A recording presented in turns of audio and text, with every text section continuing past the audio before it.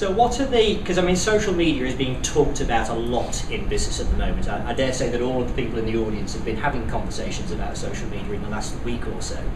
What are the main barriers or concerns that business people have? Probably the main one is, why would anyone be interested in what we have to say, or what I have to say? Is probably the one thing people come up with a lot, which is essentially the what do I say on there, and where a lot of companies go wrong, because they'll just go on and start spouting out their sales messages, broadcasting, telling people everything that they're up to, and just paying no attention to the fact it's a social platform. Okay, so two things there. First of all, they're not necessarily saying things that are interesting in the first place. You know, harking back to what I was saying before about it's very factual. But secondly, it's not all about you, is it? It's about engaging and building relationships. And that listening is such a big part of social media. If you don't listen on social media, you really won't get anything from it.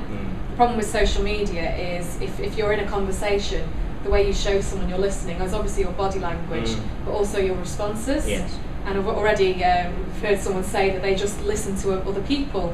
Well, those people don't know you're listening unless you start responding and showing them that you're listening by replying to what they're saying. And again, that's something a lot of people do wrong, is they'll go on and they'll talk and they'll listen in terms of reading what other people are sayaying, but they won't take the next step. So it's not really like traditional marketing in the sense that you would broadcast, you'd send out 100,000 emails or 100,000 leaflets and then wait for a percentage to come back.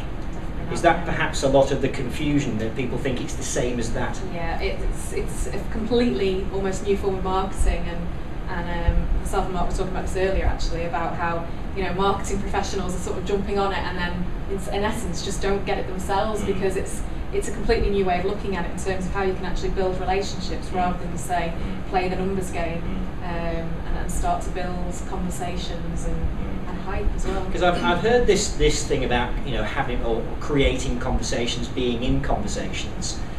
How do people do this? I mean, how do you start a conversation about something, and what about?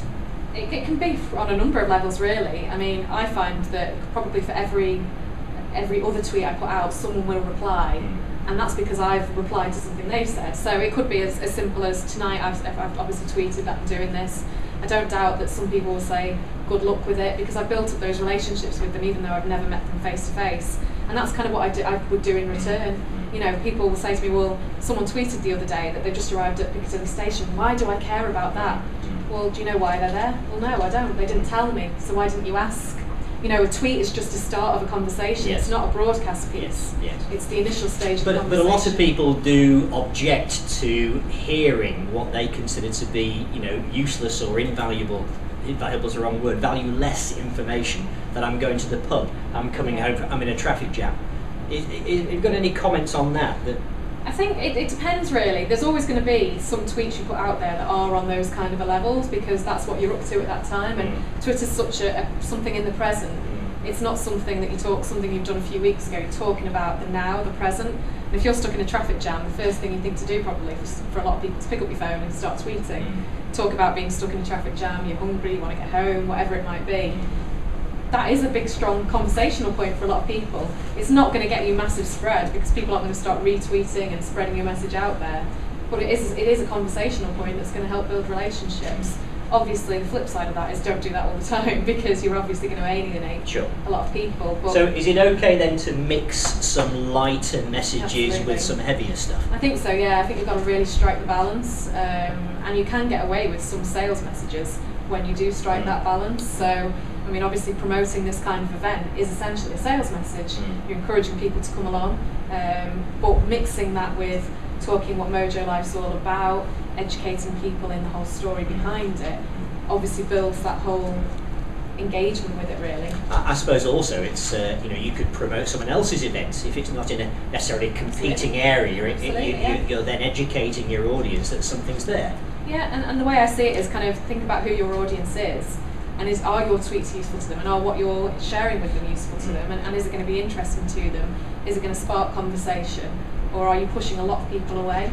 And kind of a lot of what you're talking about there is you can't be interesting to everyone all of the time. And if you try to be, you'll never tweet, you won't be able to, because if you think, right, will all my followers find this tweet interesting? Well, no, they won't. And no doubt, if you're in a room of people, not everyone's going to find what you're saying interesting. But if you can find pockets of people that find what you're, are interested in what you've got to say, then you've really kind of got it covered, and you're building essentially a tribe, of people that want to follow what you're saying and want to engage in conversation with what you're saying as well.